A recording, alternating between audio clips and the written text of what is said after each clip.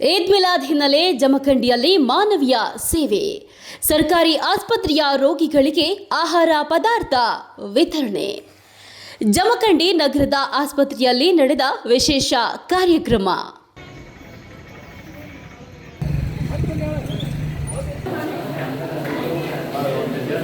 ಚಿಕಿತ್ಸೆ ಪಡಿತಾ ಇರುವ ರೋಗಿಗಳಿಗೆ ಆಹಾರ ವಿತರಿಸಿದ ಆಯೋಜಕರು.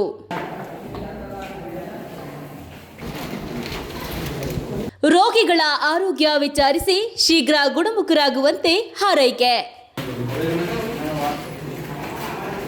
ಈದ್ ಮಿಲಾದ್ ಮೂಲಕ ಸೋದರತ್ವ ಮಾನವೀಯತೆಯ ಸಂದೇಶ.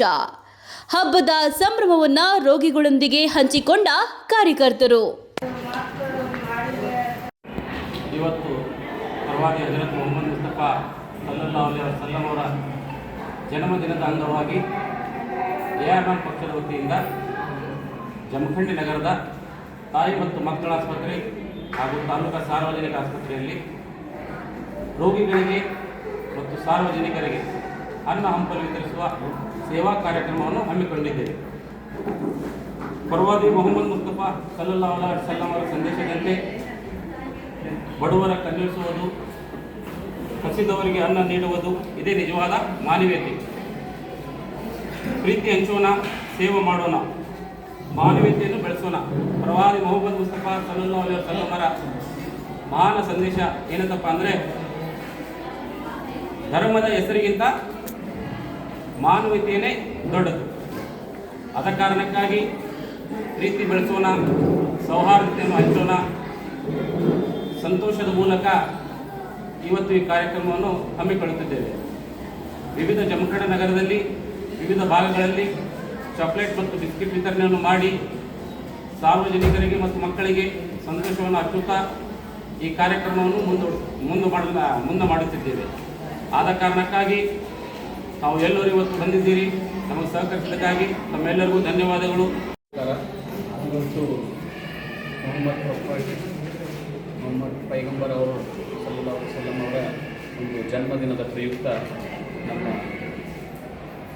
ಅಬ್ದುಲ್ ಜಮಾದಾರ್ ಅವರು ತಮ್ಮ ಪಕ್ಷದಿಂದ ಈ ಎಲ್ಲ ನಮ್ಮ ರೋಗಿಗಳಿಗೆ ಮತ್ತು ಆಸ್ಪತ್ರೆಯಲ್ಲಿರುವಂಥ ಎಲ್ಲ ಜನರಿಗೆ ಒಂದು ಹಣ್ಣು ಹಂಪಲು ಹಂಚುವಂಥ ಒಂದು ಕಾರ್ಯಕ್ರಮವನ್ನು ಮಾಡ್ತಾಯಿದ್ದಾರೆ.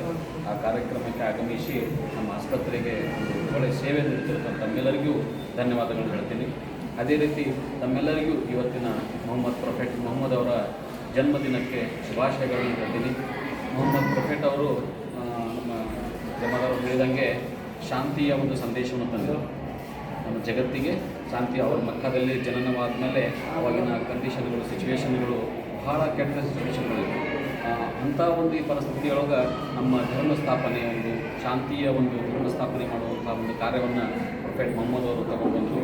ಎಲ್ಲ ಜನರಿಗೆ ಒಂದು ಶಾಂತಿಯ ಸಂದೇಶವನ್ನು ಕೊಟ್ಟರು.